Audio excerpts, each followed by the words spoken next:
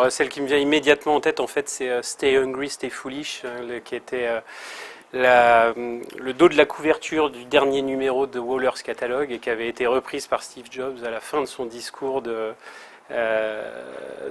à Stanford, discours très réputé à Stanford. Donc Stay Hungry, Stay Foolish, si on essaie de traduire en français, c'est rester insatiable et rester fou, donc avoir toujours envie de provoquer des choses et de changer des choses malgré les difficultés qu'il peut y avoir. Voilà. Donc pour moi, l'innovation, c'est ça, c'est principalement de l'envie, de l'espoir de toujours pouvoir bousculer et changer les choses et de l'engagement dans ce qu'on fait, parce qu'il n'y a pas d'innovation sans action. Voilà.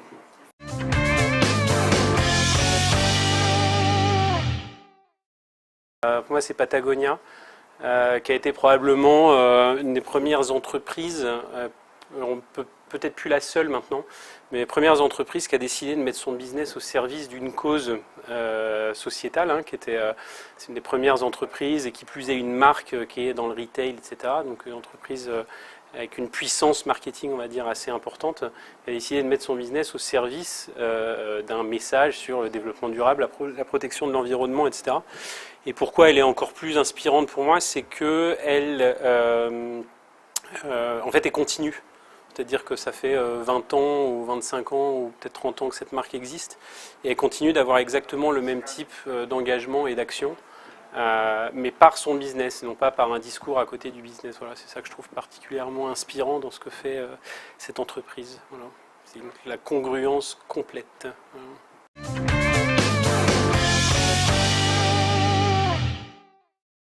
Ouais, je ne sais pas si c'est des pratiques, mais c'est toujours difficile de savoir si c'est des pratiques ou pas des pratiques.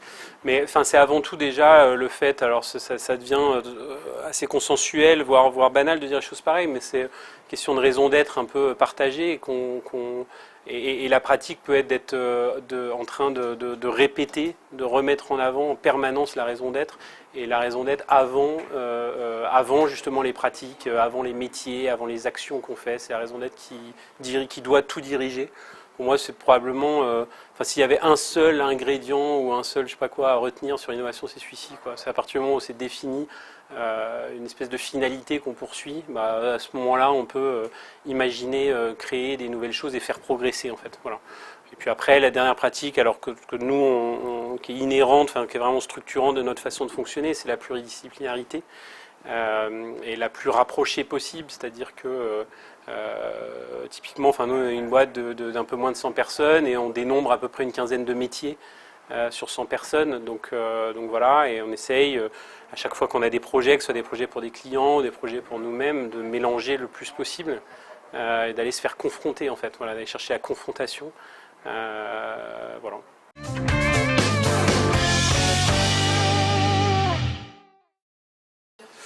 Déjà, il y a toujours dans cette logique un peu de confrontation. On est des gens qui travaillent quand même plus. Enfin, moi, les clients pour lesquels je travaille sont quand même déjà plus des grands groupes.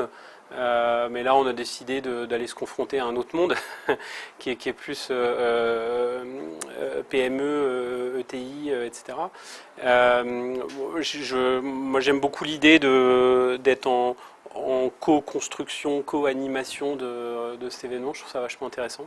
C'est aussi une belle confrontation. Je travaillais toute l'après-midi là sur imaginer la partie du village dédiée au management du futur, qui est le sujet qu'on travaille. Et c'était rien que le fait d'imaginer le truc a été une belle expérience de confrontation de points de vue. Je ne sais pas où ça nous mènera, mais a priori en 2 heures de temps, on a réussi à peu près à trouver un angle commun